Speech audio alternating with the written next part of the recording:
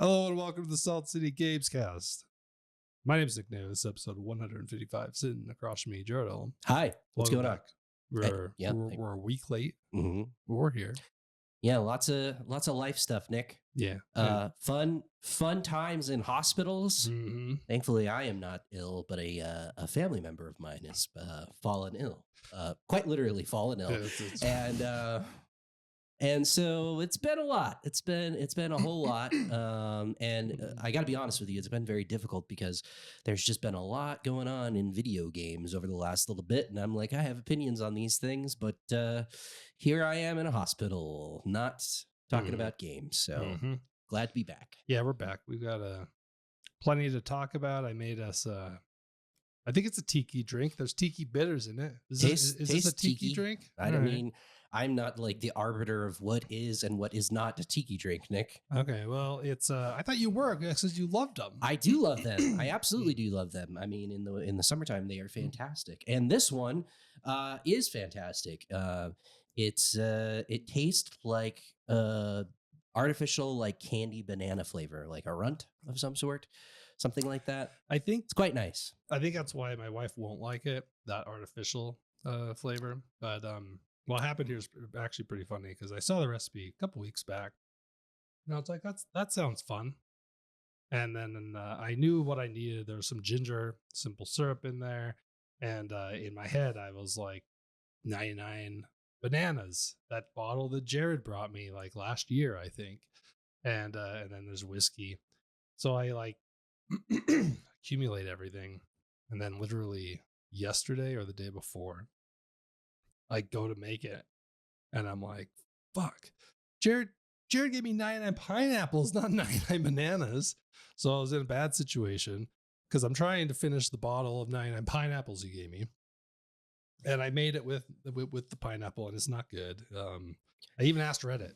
I posted it all, and I was like, hey, and people are like, I don't know, well, give it a shot. Report back, which is like code for we're driving this fucker off a cliff and we want to hear about it. But yeah, it wasn't very good. So I went and bought a 99 banana. So now I have 2 bottles of 99. Yeah. And I don't know if you know, but there's like 99 black cherry. There's all sorts over there, and they're all $13.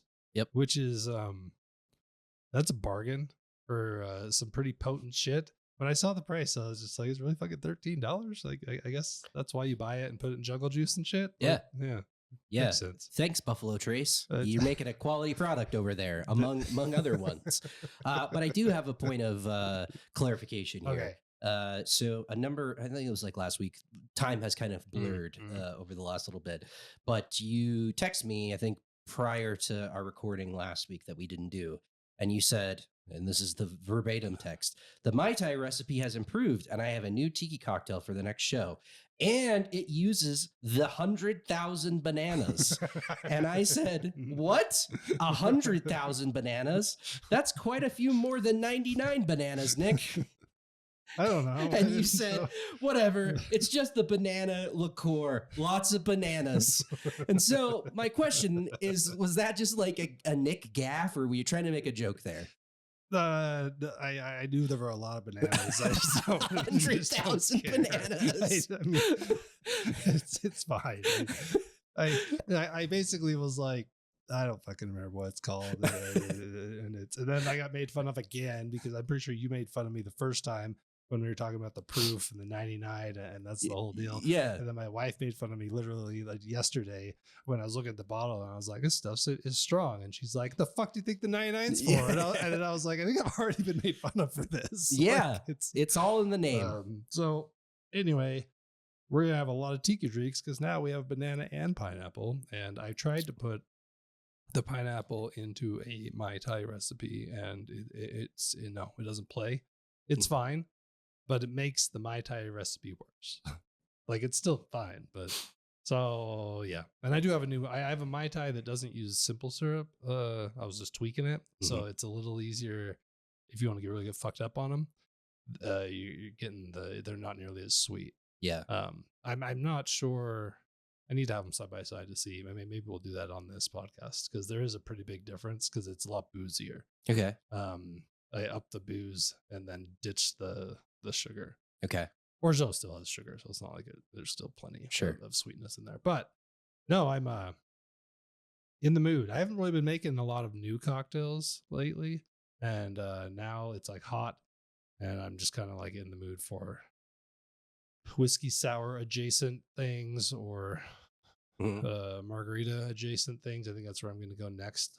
I think I have a bottle of mezcal that you left here. Yeah. That I need to make some more margaritas with that. Supposedly is good mezcal as well. Mm-hmm. I am not a pro on mezcal, but it's supposed to be good. Have you ever had a transfusion before? Mm-mm. Okay. Well, it's a like very popular within like the golf community um outside of Utah, which is not really that surprising. If you Mm-hmm. like go to like a nice golf course here and you say, "Can I get a transfusion?" I've done this multiple times. They're like, "No, I don't know what that is." And I mean, they can make it for you. It's pretty simple. But our mutual friend, he had a little Father's Day party, and apparently he got a recipe for transfusions off the internet and made a bunch of them. And I guess one of his family members got a little too tipsy on them. So he had to cut this person off. And because of that, he had like a giant like jug left of it. And he brought it golfing like last week. Because he was expecting his family member to drink it all, and he Yeah. couldn't handle it. And they're absolutely delicious. It's very simple. It's grape juice, vodka, Grape juice. vodka, and then you float ginger beer on top, and then you squirt lime into it. It's fantastic. I don't like grape, but I'll try it. It's good. It's good. We should make him on here. I'll have to get the recipe from him because I was telling him, I was like, I mean, we were golfing. It was hot outside, but I was like, this is the best transfusion I've had. Like, this is fantastic. This is really, really good. Interesting. So, yeah. All right. I'll look it up. I like grapes. Yeah. Eat grapes. Yep. Everything grape after that. Fuck that. Except what about wine? You like wine. Okay, so like there's two things. Okay. No, it's mainly like the candy stuff. Like, Yeah. oh, this is a sucker that's grape. It's like gross. Fair enough. Just not into it. Never been into it. I don't know. This is a video game podcast. There are still some people out there making games, but Microsoft is fucking doing their best. Doing the best to buy them all up and shut them all down. Shut them all fucking down. For AI is what the latest headline I saw, which makes me want to jump out a window. But I think the number was 2,500 employees, something like that. More. And was it more? 9,000 over all of Microsoft's platforms. Okay, but the gaming division. I thought it was 2,500 because they had forecasted it like I feel like they leaked it on purpose like the week before, right? Which is shitty. Also, yeah, like maybe they were like it's better PR if we leak it, but then like a whole lot of people just I don't know, maybe they can start fixing their resumes right away. Who the fuck knows what they would prefer, whether they want to not know they have a job in a week.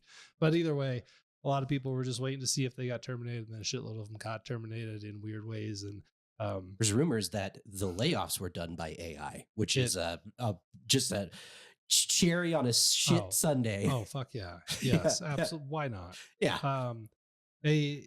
It's a typical thing where I don't know why people haven't figured this out, but you frequently hear about these layoffs just go south. Like people are losing access before they found out they're losing their job. Right. Slack access and things like that. It's just an absolute mess. I saw something about people were dropping off the Slack call where they were losing their job, and HR was getting mad, but they were dropping off the call because they were losing access. So they were, it's just like, get your shit together, figure it out, Microsoft. But I don't have a list of all of necessarily the studios that were impacted, but Perfect Dark's gone. Yep. Maybe not that surprising, I guess, because we haven't seen a lot with just a couple videos on it, but like it seems like you should be able to make a Perfect Dark game. I don't understand like how they haven't been able to figure that out, but whatever. Yeah, I wasn't ever particularly a big fan of what they did show off. I mean, that initial trailer back in 2018 or 2019 with Joanna Dark in front of the pyramids was kind of cool.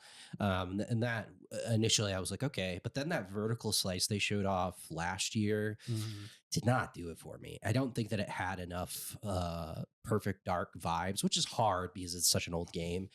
but I mean, it looked fine, but it just didn't. I don't know. It never really looked like Perfect Dark. But I mean, the thing was in development hell for a long period of time. They brought in Crystal Dynamics to try to right the ship.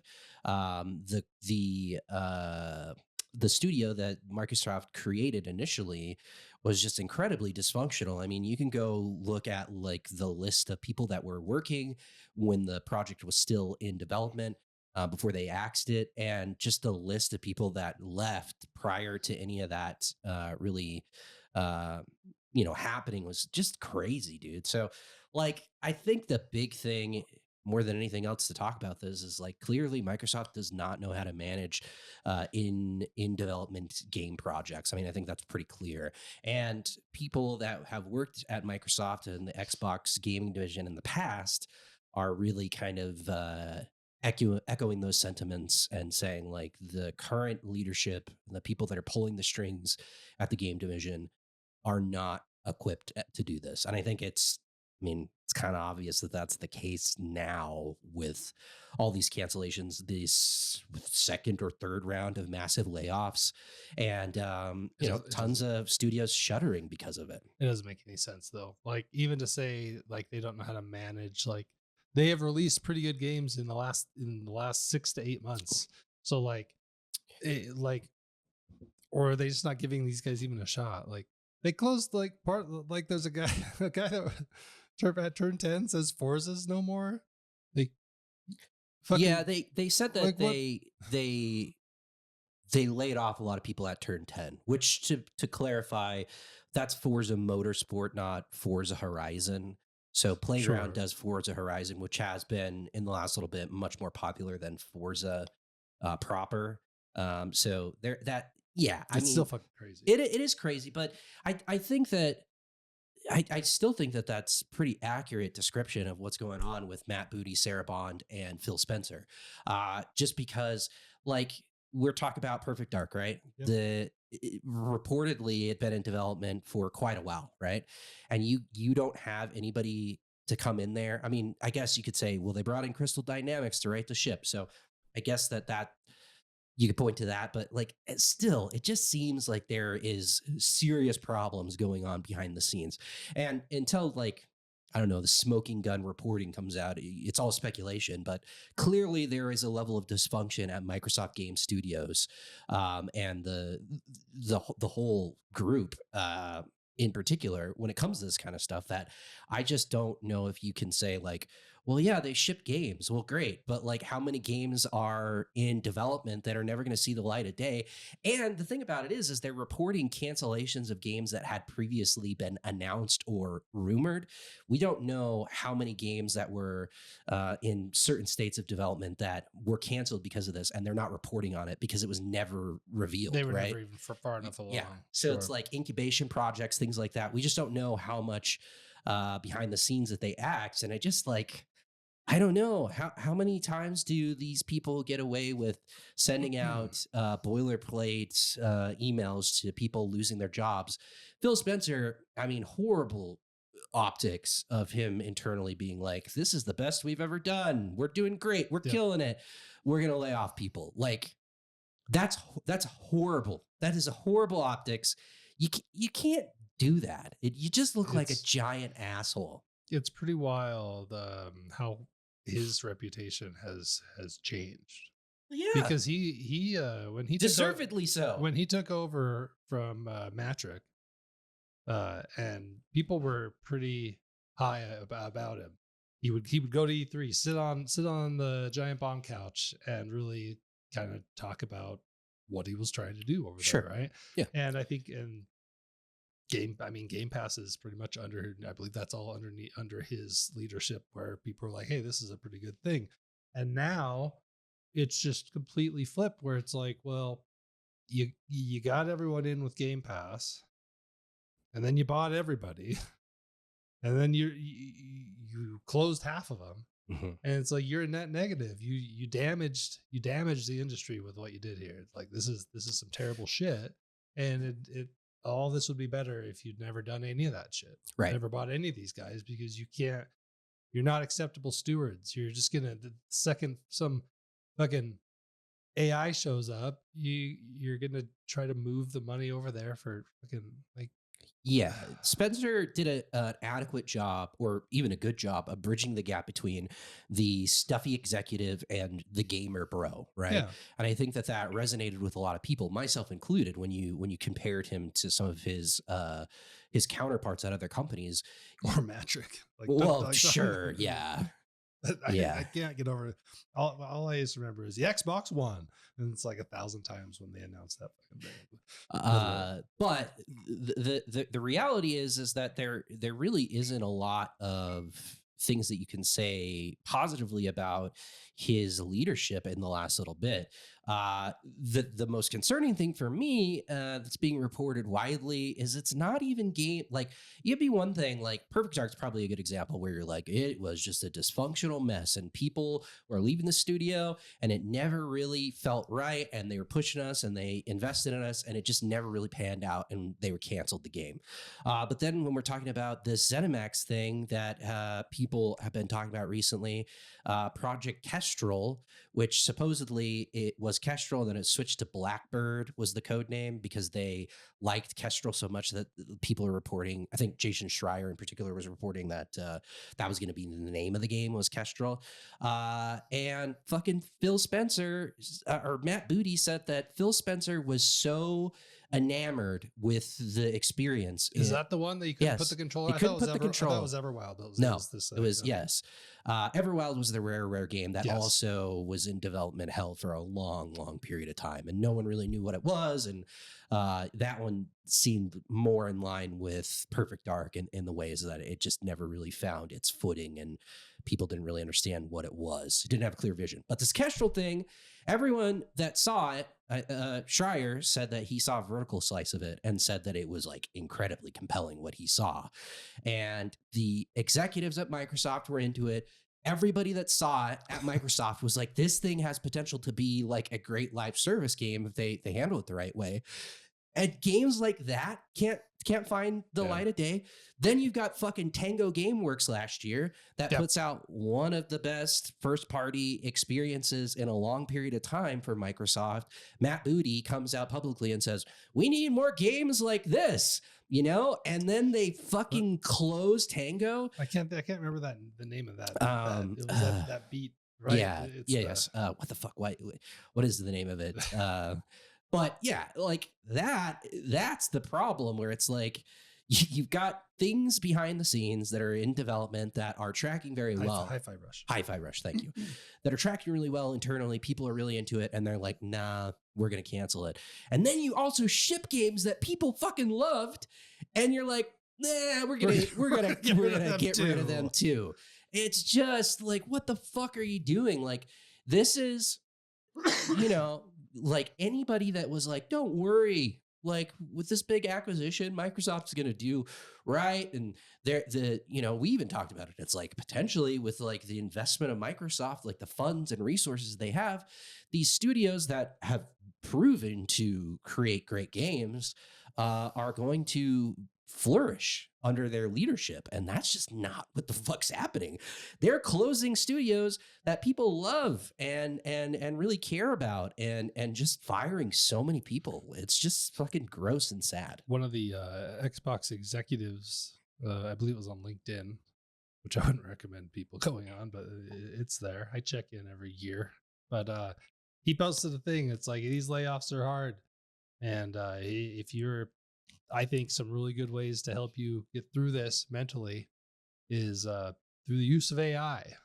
And he lists all these ways that you can get someone to talk to and compassionate. And people are just like, are you fucking? You have to read it to believe it. It is. I read through it and was like, how far gone are these people? These people that are pushing this AI stuff. Like I somewhat understand that the companies are trying to get on this train and push it. Like whatever.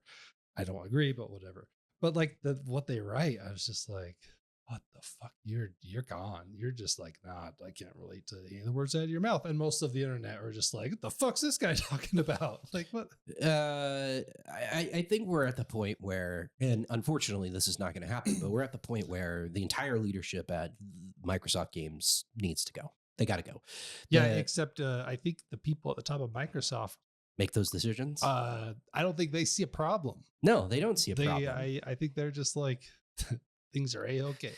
I wish we had more Gamescast or Gamespass subscribers. And I think that's the biggest thing, the problem that they hit. I wish we had more Gamescast subscribers as well. Click Both. That button, you motherfuckers. Through the power of AI, we're gonna get it. But, yeah, we're not even talking right now. This is just AI. No, fuck, I lost my train of thought. No, I think you're absolutely right. Like, of course, they're not going to see any problems. They are appeasing the even higher ups. Everybody has a boss, somebody's boss, and you know they're doing what their bosses are telling them to do. But I think what we're going to run into there's always going to be those too far gone people, those people in the cult that are never going to shy away from supporting Microsoft and whatever they do. The diehard fans, and that's fine. To each their own.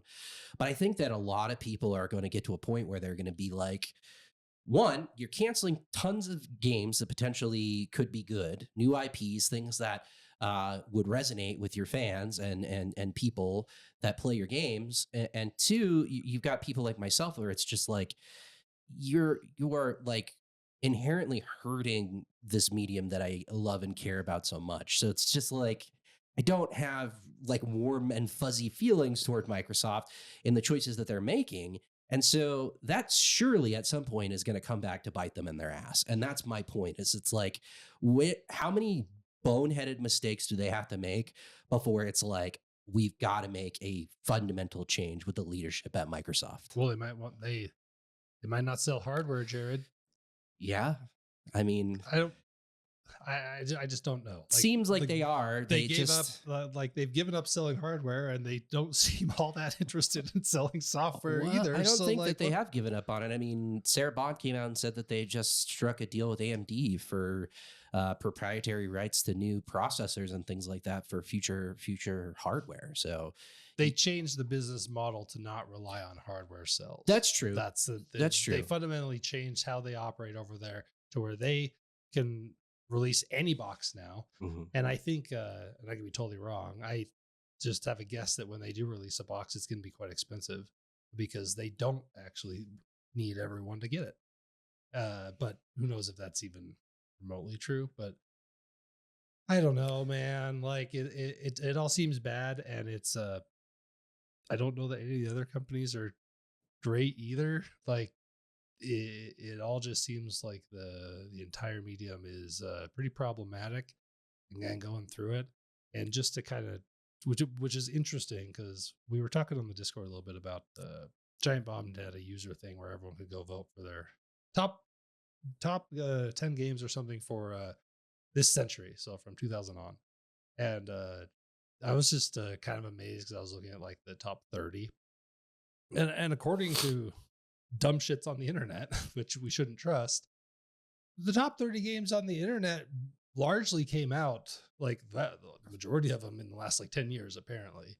Right. So it's like there's good shit that's being made, and somehow these people still are just like, oh, it's not enough. I looked at that list, and it's got some problems. I think all of the games on the list that I saw, I'm like, yeah, these are bangers, but like, yes, seems like recency bias is kind of a problem with that list. That's exactly what I was going to say, because it's like there's like 30 years prior of like fantastic games that you could list here. And there's like Warcraft 3 is not on that list, which I think is like there's 100. Warcraft 3 doesn't slot in the top 100 games. Like I think it does. StarCraft 2, it might have been on the list. I'd have to look again. I don't think it was though, but it kind of blew me away. And Diablo 2 was kind of criminally low for kind of just what the importance of that fucking game. But sure, whatever. Like everyone, you read through it, it's like the top 10 to Breath of the Wild and Tears of the Kingdom. Like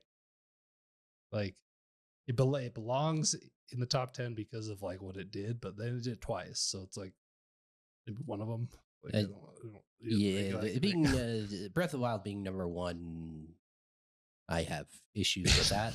Sure. I think it's a fantastic game, but number one, I don't think that's There are They many games that I would put above Breath of the Wild in terms of their significance and impact on me. The other thing to realize is that it's pulling people that consume Giant Bomb content, which I really liked that site for a long time.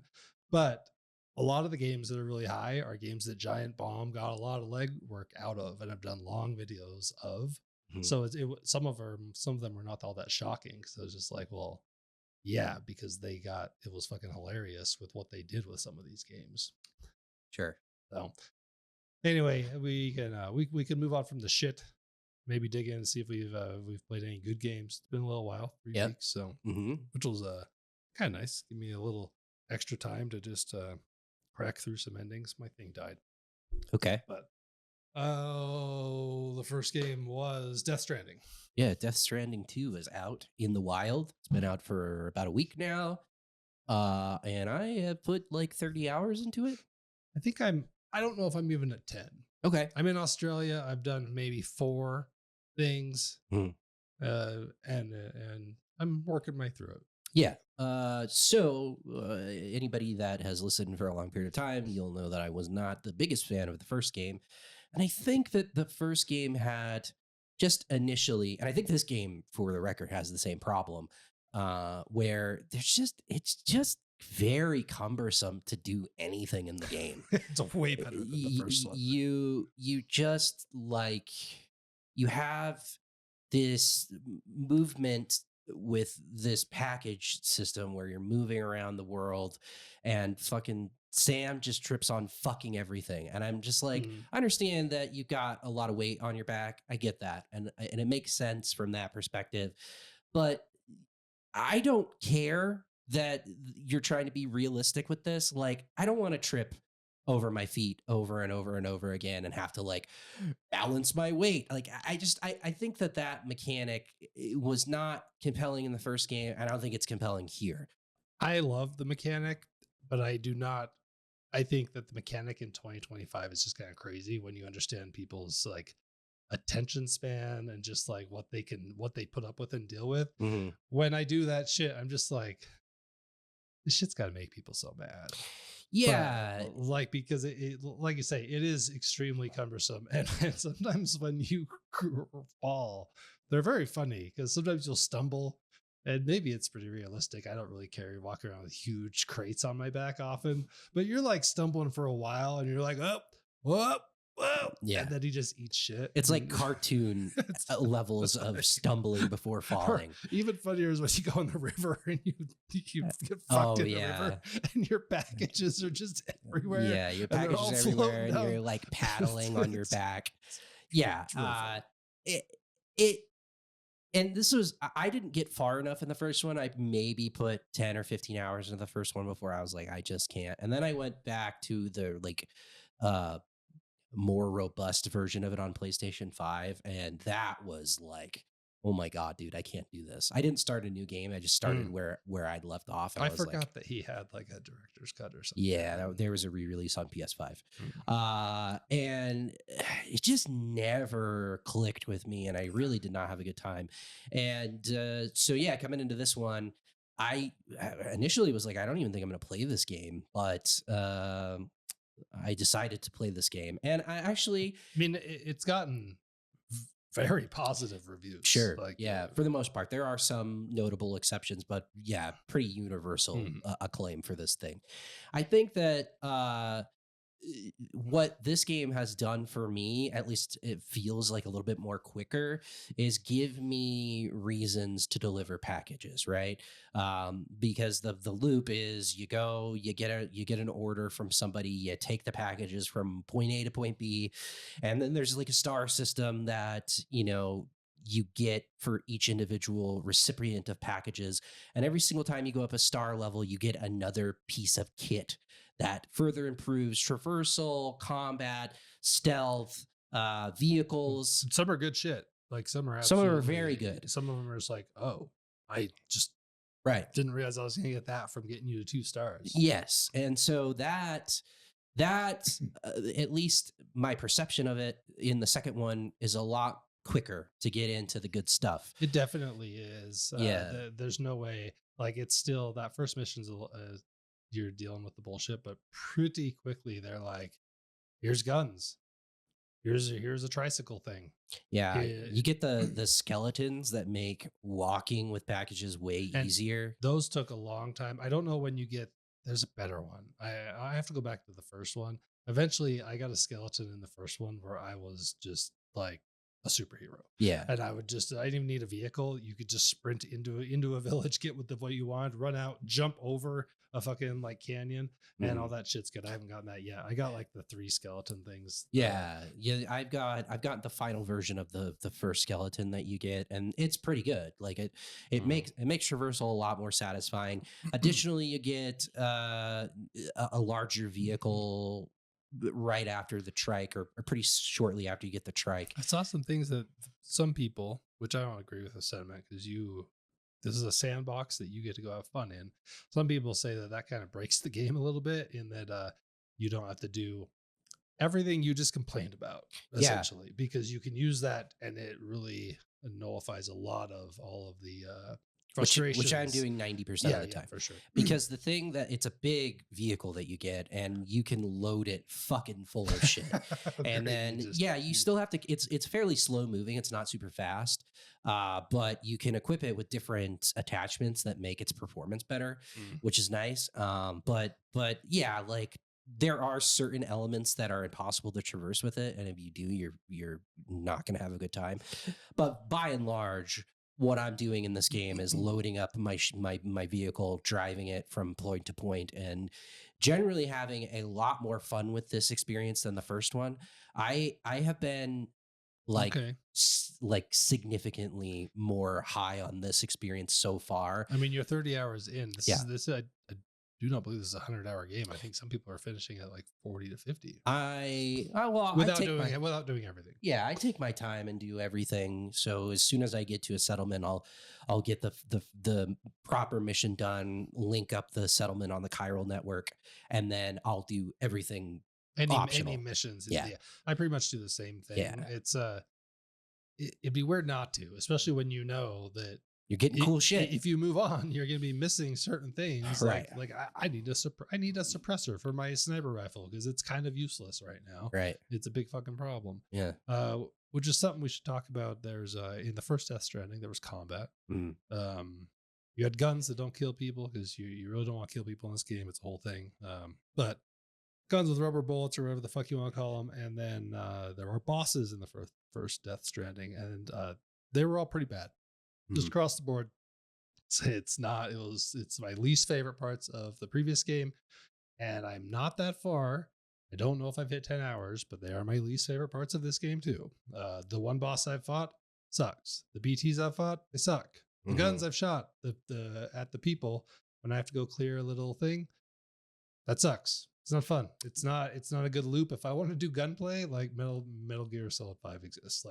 Right. Yeah. Yeah. I generally agree with that. I don't really like the BT encounters very much. They are just like annoying to me. I also want to play this game on a mouse and keyboard desperately, just because the aiming would be a lot more satisfying. that's for sure, because I'm Uh, pretty bad on the controller, yeah, so me that's one too. thing. Yeah, I'm a fucking idiot. So I'm not.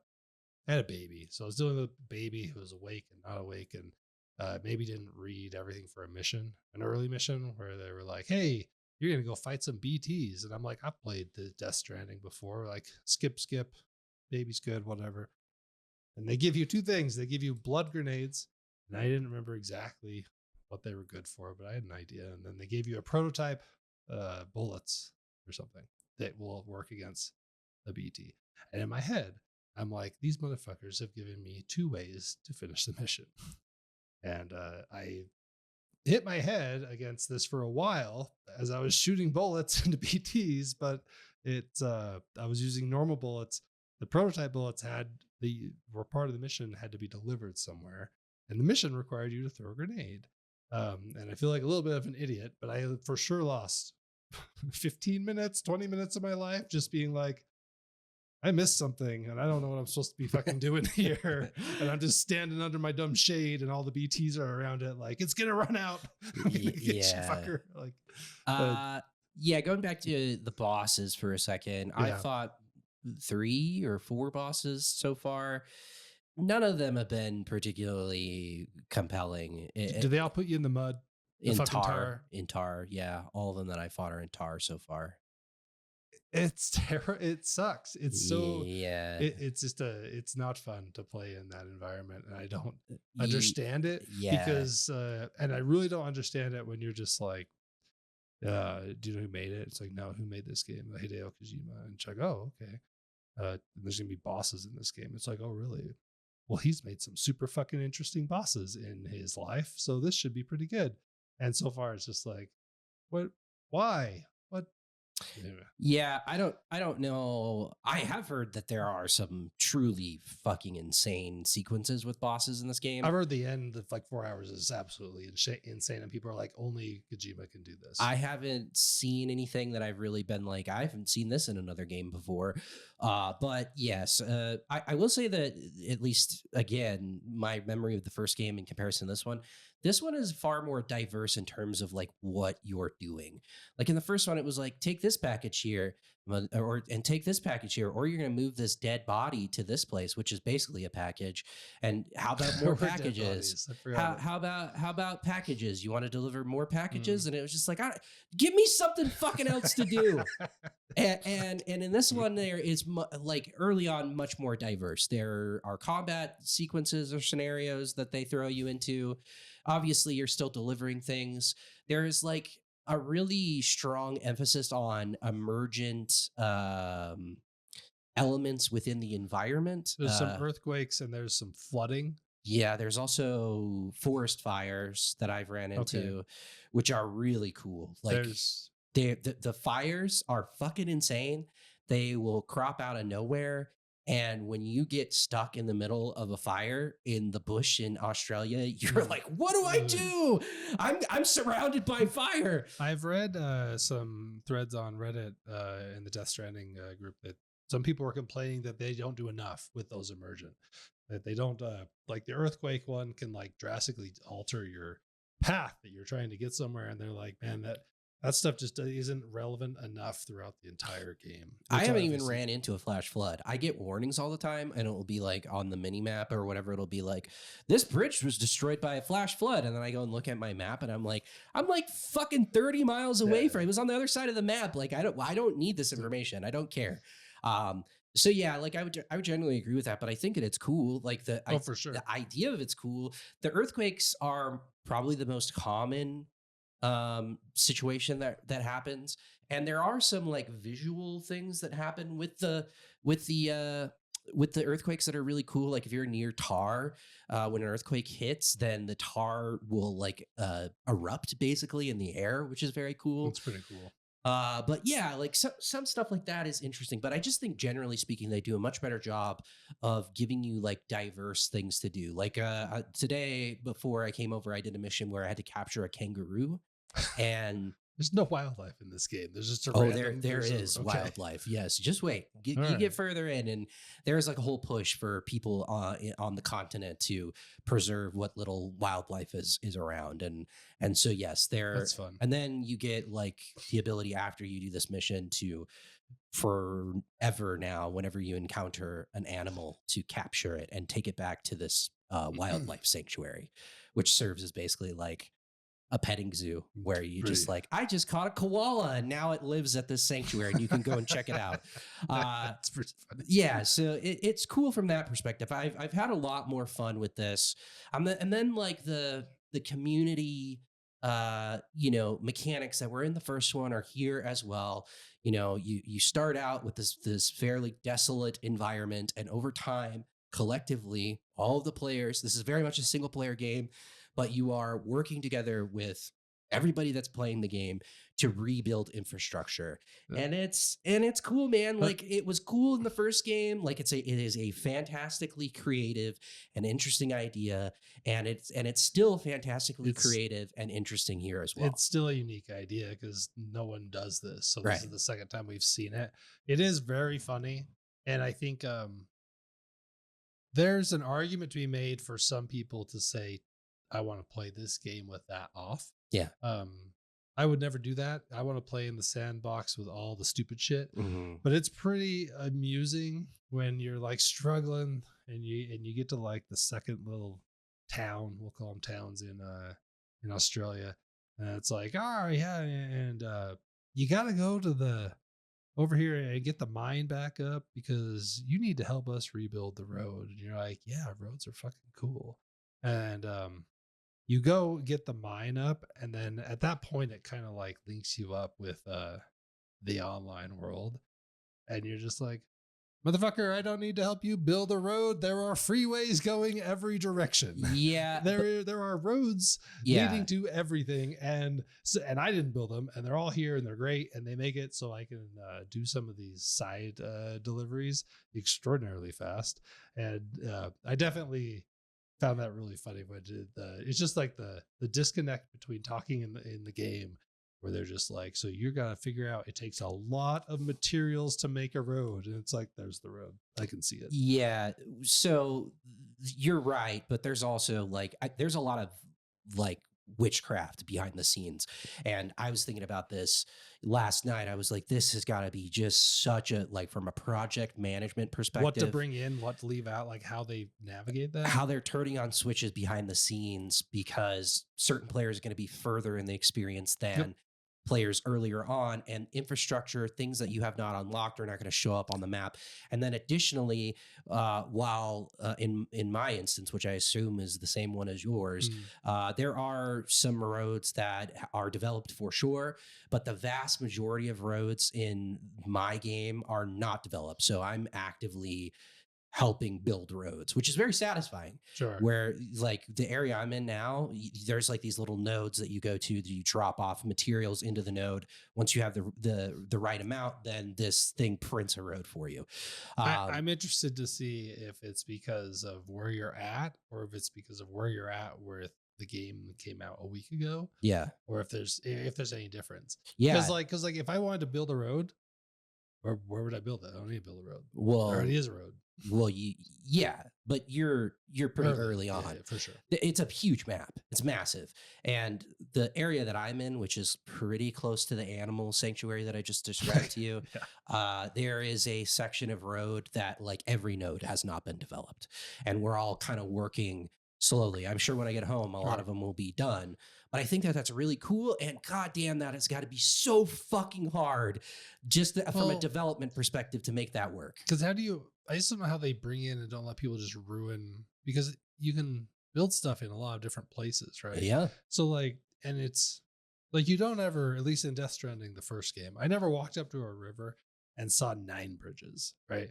And in a sandbox where everyone's being and how you're picking and choosing, like something's going on there that's quite complex. Yep. That's making sure that I don't have 9 bridges. Kind of wish there were 9 bridges because it'd just be like, what the fuck's I going think on here? I think that it is centered around the amount of the likes ratio would be my guess. Sure, So like internally they're like, which is stupid shit. I what can't believe it's still bridge here. gets the most? It's basically like social media It's likes. Facebook. It's Yeah, likes. It's, and what bridge is getting the most likes? This bridge has 33,000 likes, so this bridge is going to show up more than like the 15,000 other bridges that got like a couple of likes. so Because when they're thinking like this bridge is actually helpful, so it'll be here, right? they need to have like thumbs down, and then I like when you finish the game, I want to be able to say sort by worst, Yeah. and just make my world like a thing of nightmares because I Right. want to see the terrible shit too.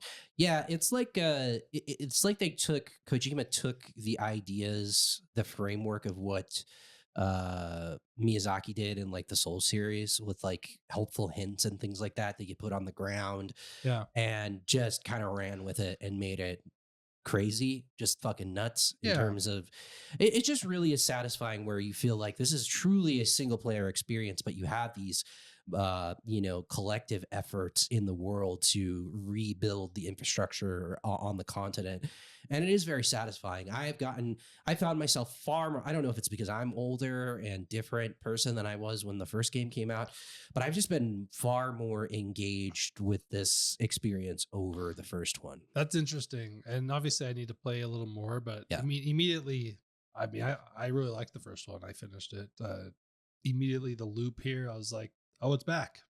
Yeah, and it's a little faster to get me with the good stuff. That makes sense. sure. So I was pretty much like, I already like this thing. Mhm. I don't know. I watched the catch up on the story, and I just don't.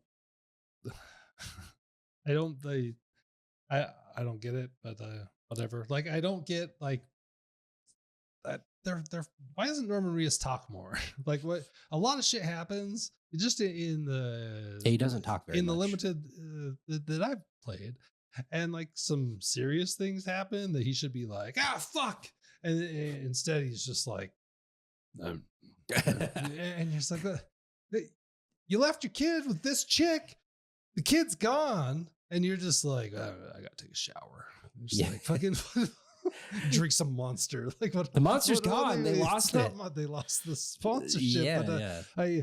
I I've noticed. I feel like it's awkward how much he doesn't talk. Where there's just clearly moments where it's just like he just say something. Up to this point, he's definitely mostly silent, but there are moments in the story where he speaks up more. And it's odd when he does, because you're like, you haven't said anything for fucking 3 hours. You've had no opinions. You have a doll attached to your hip who's talking to you fucking all the time. Yeah, Doll Man is weird as fuck, man. And I love the mechanic. You have this puppet, and they call him Doll Man because they name everything stupid in this game. And but you can use him as a surveillance eagle, essentially. But you just throw him into the sky, and then he hovers up there. Yeah. And you can like see the whole environment. Then you retract him back to you, which is great. That's a great mechanic. That whole thing, I don't even know how useful that is. I've like barely been able to like. It's fairly useful if you don't have a watchtower around where you're at. Okay. I love sometimes when you throw him, he just goes, wee! When you throw him in the air. I've heard he has some great lines in the game. I haven't really gotten to. He's basically like the equivalent of like Navi, but less annoying. Hey, listen. Yeah, he just gives you like helpful info and tips. Yeah. He'll tell you things. Sometimes it's like, I don't know how many times I've had a sniper rifle out and he's like, Sam, be careful because that doesn't have a suppressor on it. And I'm like, I fucking know, Doll Man. I know what's going to happen when I shoot this sniper rifle. Shut the fuck up. So there's a little bit of that. But yeah, you can talk to him for fucking ever in your private room too. He'll just be on the wall. And there's always an exclamation point above his head. If you hit triangle, he'll just talk to you about shit, which is interesting. This is the same shit. Like from a story perspective, it's just weird ass shit. I still have a strong opinion that Kojima's older work definitely batshit crazy. I'm not making that argument. The Metal Gear Solid series is full of a bunch of weird shit, but I think it's more cohesive. It's far more digestible than this. This does not, like, the story here so far. I mean, it like the broad strokes of the story make complete sense of what you're doing and your objective and your motivations. It's the weaving of just like Kojima being like, I have a bunch of friends that really like me because I'm this visionary game producer. George Miller. Yeah, George Miller, who created fucking Mad Max, is the captain of this thing called the Magellan, which is this ship that swims through tar. And George Miller's character is literally called Tar Man. And he's got a cat that is also made of tar that can fly for no reason. There is a little bit of explanation. You get books that he'll put in your room, and there's like a cutscene that kind of explains Tar Man's origin or his background. But it's just like Kojima being like, I don't give a fuck. I'm going to do what I want, which I actually respect. And it flies in the face of what we see in games regularly and commonly. This is not cookie cutter. This is not this commercial, design for commercial success. This is Kojima being like, I have put so much work into this industry and this medium that I'm just going to do whatever the fuck I want. I think that's where I fall. That I'm just like, whatever, it's fine. It's kind of too bad that it's just like the story. You're just like, like what the fuck's going on? Like, like it's just kind of too bad because it's a pretty high bar. Like everything else is like a high quality, and then you're just like, well, what's going on with this shit? It's like I don't know. Like I'm still confused about the whole like spoilers for the first few hours, but like he's raising this kid. The kid was the baby from the previous game. He left her with this chick, and then she got attacked, and then she lost the baby, and then there was some weird scene where he was crawling to the baby, and the baby was gone, and then they're like, the baby's dead. And I was just like, when did the baby die? Like, were those people trying to get the baby? Like, what happened? What happened to the baby? And then it's like, now the baby, well, it's not, it was an infant. And it's like, now it's a baby again, and it's in your chest. And I'm just like, it's like a okay, like in utero baby, not like, even born baby. And well, they explain it, Nick. Great. And I hope so, because I was just like, did I like miss some dialogue again or something? No, Like, you didn't miss what it. the fuck? I was super confused about that too, and I'm still very confused. Okay. But I will say they do address that particular thing, and it's supposed to be this like pretty like revelatory, shocking moment when they explain what's going on. And I was like, this is your explanation for this? This is ridiculous. And maybe they're going to expand on it further, but yeah, I'm sure they will. I think that the story is like definitely not the best thing. It doesn't resonate with me, at least. But you know, I think when you compare it, I think to Kojima's probably best game, Metal Gear Solid 5, just like how many options you had to approach anything in that game was fucking insane, right? Like for MGS5. Yes, yeah, absolutely. It was and the awesome. further you got into that game, the more crazy shit that you got. And it was just like, oh my God, like this is a masterpiece. This is perfect. And then you go into Death Stranding 1 and you saw like glimpses of some of those mechanics in the first one, but it just didn't feel as compelling to me. But I feel it much more so in this experience, where it's just like, we've got this massive sandbox of shit that you can do. And we really like went to the drawing board and thought long and hard about what is going to be fun to use in this environment. And because the second one though, let's just give them fucking shit and just pump it out fast and furious, and give them as like, again, 30 hours in, I've got a lot of shit at my disposal at this point in time. Yeah. And a lot of it's really useful, cool shit. You know what I mean? I mean, they made the first game, and the second one did not throw away everything they made from the first game. Yeah. They brought that shit in and said, we're keeping all this, and then we're going to add on it and expand upon it. And it works really well when you're making this type of game, because suddenly they were just able to kind of fix their problems, I guess, and refine some of the mechanics and things that didn't work. Right. And then I think the Decima engine is probably the most impressive game engine that exists. The game's shockingly gorgeous. On the PS5 so far, it's been running. I mean, I have not thought about how it's running, because it's running very well. Supposedly runs really well on a base PS5, and we have pros, and yes, it runs exceptionally well. I think it's probably 60, close to 60 cap.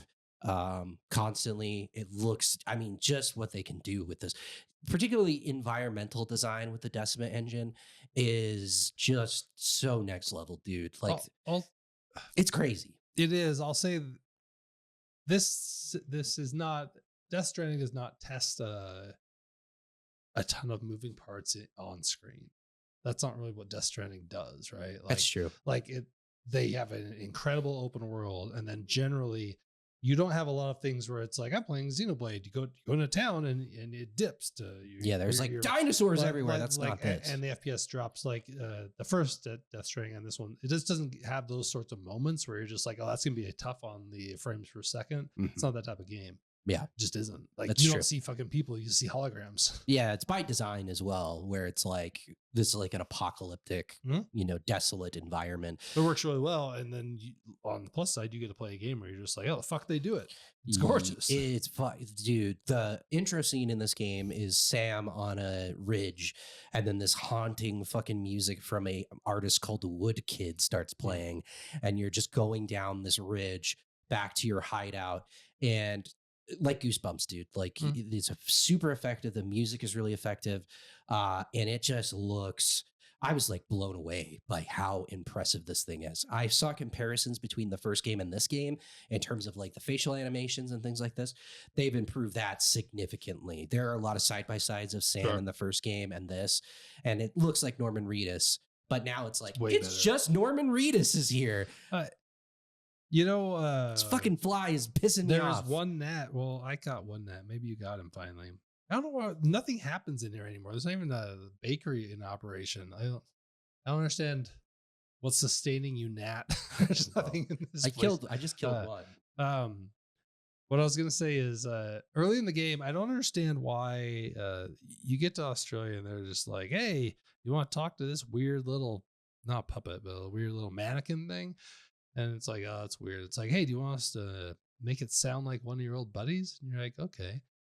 And it's like, do you want it to sound like the girl from the previous game? I forget her name, but and you're like, yeah. And then it's like, oh, well, you can't do that because of this reason. And she talks to you for a second. And you're just like, okay, so I can't have her be the one that, okay. So can I have Heartman? And then it's like, oh, well, you can't have him either. And you just have to have, I think it's Dead Man. Anyway, I'm just like, were we supposed to be able to choose and have them? Like, I don't understand. I don't have Dead Man. I have Die Hard Man as mine. So maybe those are the two options. No, that's right. Die Hard Man. Because Dead Man will do that's Guillermo del Toro. Yeah, I don't have him. I have Die Hard Man. Okay. So anyway, so I was like, what was this like a false promise? Or at one point did he want to be able to have all four of those be the person? Mm-hmm. It was weird. Or did you pick him first and you don't even know? No, I picked all of them just to like kind of test it out. Guillermo del Toro is not voiced by Guillermo del Toro, which kind of makes sense because he's got a pretty thick Spanish accent. But it's kind of weird how it's just his like likeness, but not his voice, which is like, just give him his fucking is it voice. Close to his voice? It's more it's not as thick of like a Spanish accent. They should just made. Nothing else makes sense. Yeah, you can draw the line there. I tested them all out, but I don't remember it saying I couldn't do it. Maybe I didn't say yes. I just like no, you can't. Gotcha. You literally cannot. They're just like, well, obviously you can't pick that person. Yeah. It's like, okay, thank you for got it. All right, got it. Yeah. So yeah, it's a weird one, man. It's super weird. Kojima is doing a tour right now, which is funny that he's just on tour. I released a video game and now I'm doing like a tour talking about my video game. And he was at 60. Yeah, he's in his 60s, which is crazy. He's been in the game a long time, man. Mm-hmm. He went to, I think it was Toronto Film Festival, some film festival, and he was asked about, what his plans are going forward. And he dropped a fucking gem, Nick. Did you read anything about this? No. Police Knots 2. Oh, well, that'd be cool. I'd be into that. That's some of that music in that game is fantastic. Or Snatcher, real good there as well. No, he said, what I want to do for my next game is go to space. I want to go to the International Space Station. And he wants to go to space. Yes. And he wants to go to space and spend a couple of months in space so that he can get his ideas in order. And then when he comes back, he'll be prepared to make his next video game. And so everyone laughed about that. And apparently the translator was like, no, I've done like a lot of research on this. And he's like, it's not crazy. There are some astronauts in their 60s. And he's like, basically, with my high level of income and my ability to my connections, like, it's not crazy to think that I could actually get to space. And that's really what I want to do. And everybody's just like, sure. All right, Kojima.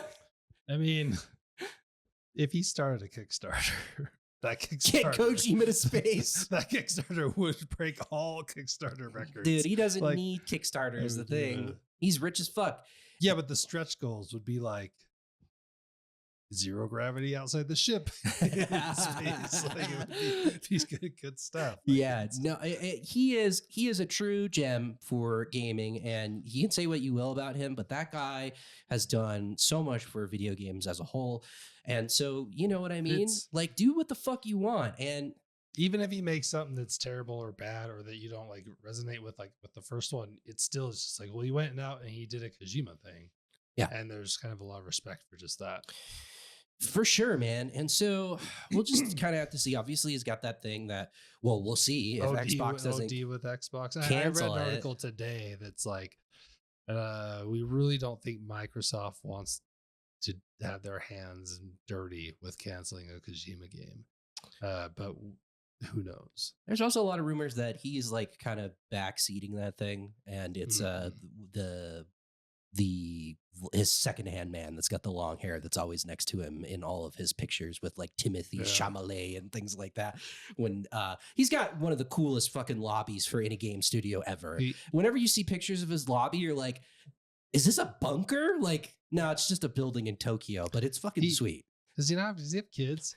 I don't know. He needed to have kids, and he needed to name one of them Hideo Kojima, and just been like, well, he's gonna take my place and make games. It's just I don't know if he does. I would be surprised if he did.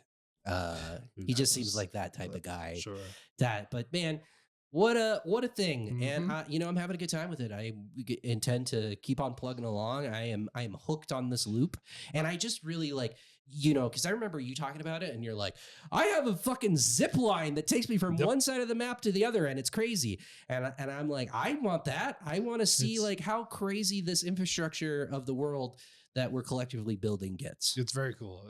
The whole thing's pretty cool. Let's probably wrap it up for Death Stranding. Let's take a little break, come back, talk about some soccer. Sure. Some football.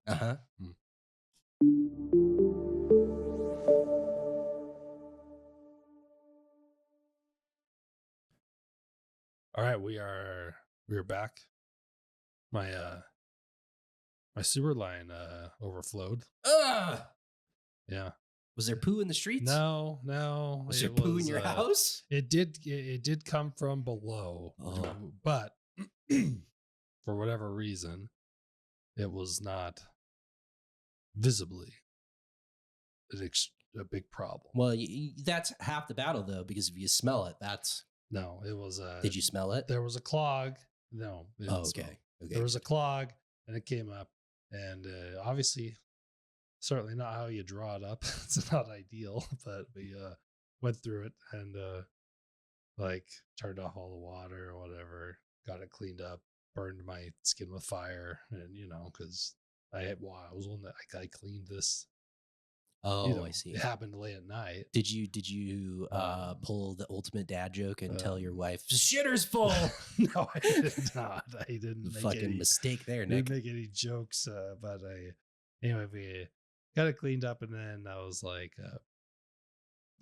I'm not moving the toilet tonight because that's a whole separate deal. Then you gotta seal it up because then it can smell, and it's in our base. We're in the basement. That's where it came up. So anyway, so we call a plumber. He comes and charges me a bunch of money, takes care of it, gets it fixed up, right? But at the same moment, we really wanted to go see Jurassic World. So we left before he finished, and the babysitter was here, so she was going to pay. And it was all like, I'd seen enough, right? It was all done. You just got to put it back. And I don't know if you understand how toilets work, how they're installed. There's a wax ring. Yeah. It's crucial to the install, right? Now I messed up because I actually did move the toilet in the morning, and then clogged the hole.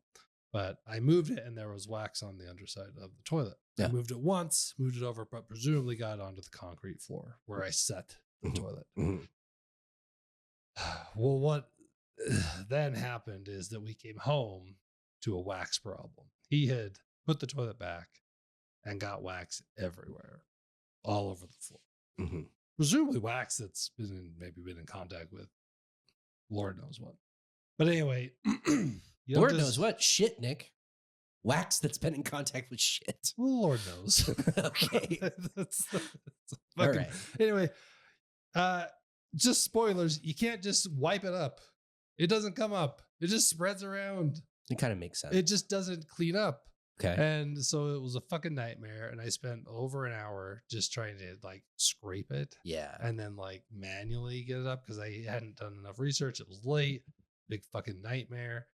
Turns out WD-40, that's your friend. That's the ticket. Found that later from Reddit. Thank you. But I didn't post that till I went to bed that night because I was just like, I got a fucking problem. But anyway, sucks shit. There was wax everywhere. Literally, I couldn't even believe it. When I walked into the bathroom, I was just like, You left when I look like this?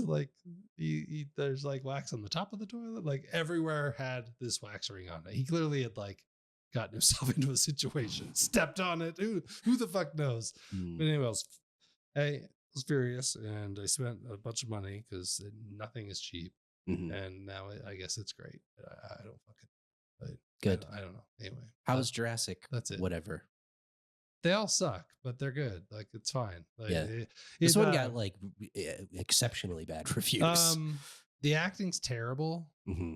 Like and like Scarlett Johansson's in it, and I wouldn't be. I mean, I wouldn't like go to bat and say she's a fantastic actress. She's better than what she does in this movie. Okay, like it's just the acting's terrible. They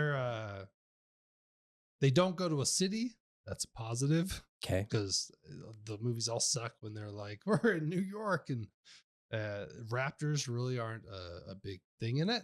Okay. That's another thing, because it's just like 6 movies were basically raptor shows. So that was fine. And there's a pretty good T-Rex scene. Like tense. It's pretty good.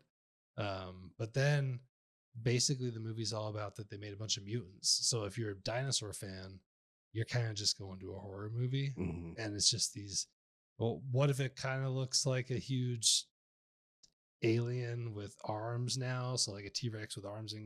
And so then my wife's like, well, that's not, she's obsessed with Jurassic. She loves all the Jurassic Park movies, but they're supposed to be dinosaurs. And then once they're mutants, it's like, well, this isn't really what we signed up for. Gotcha. It was fine. I mean, they all suck quite a bit. Like Jurassic World, the first one was fine.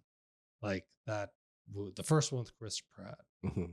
As far as a Jurassic Park movie, that was fine.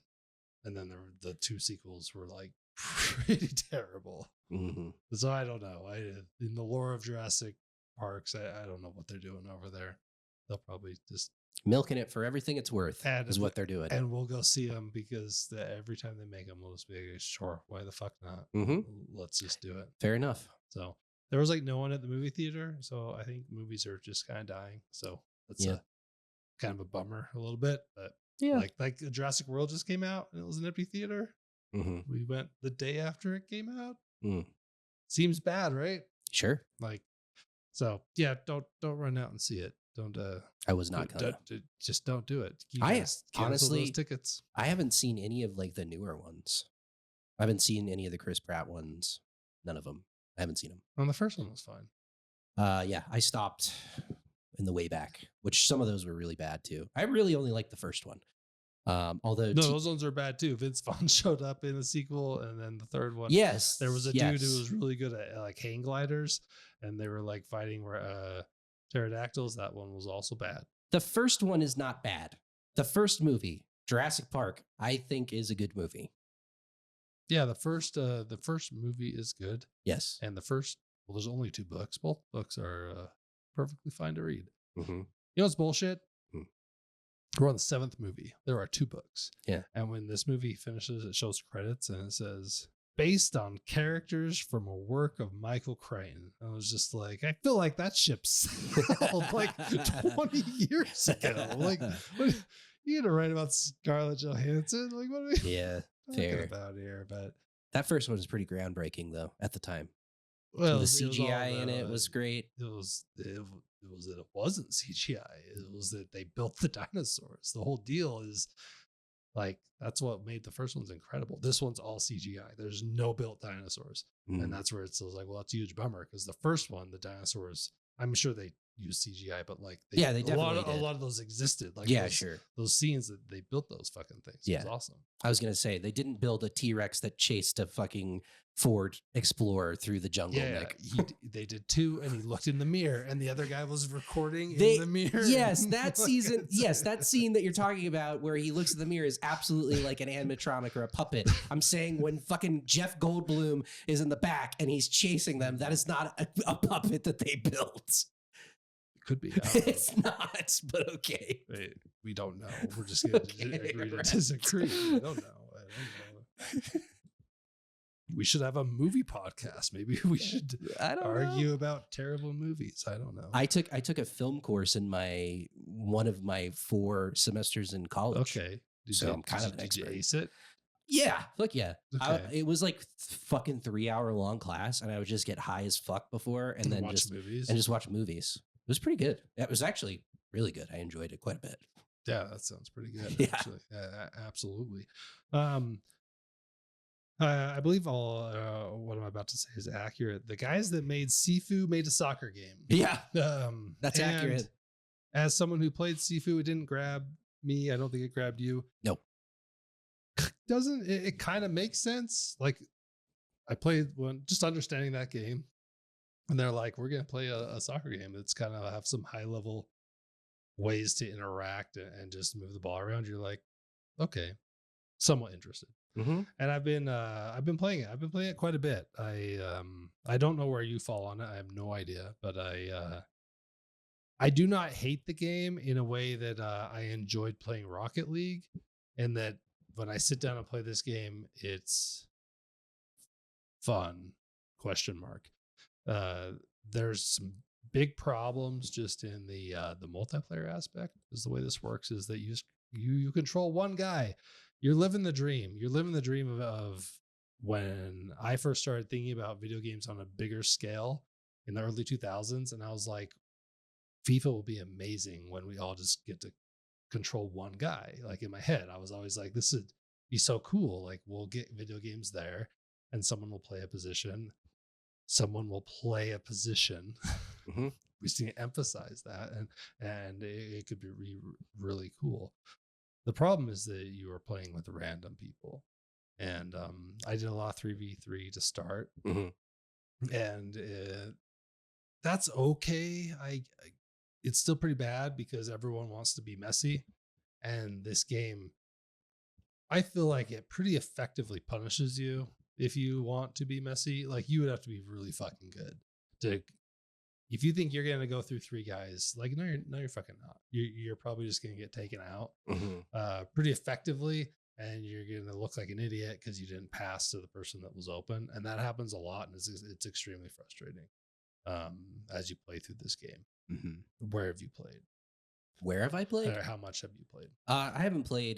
Doesn't sound like as much as you, but this thing has not grabbed me in any real tangible way so far. I don't dislike it, uh, but I haven't had a great time with it.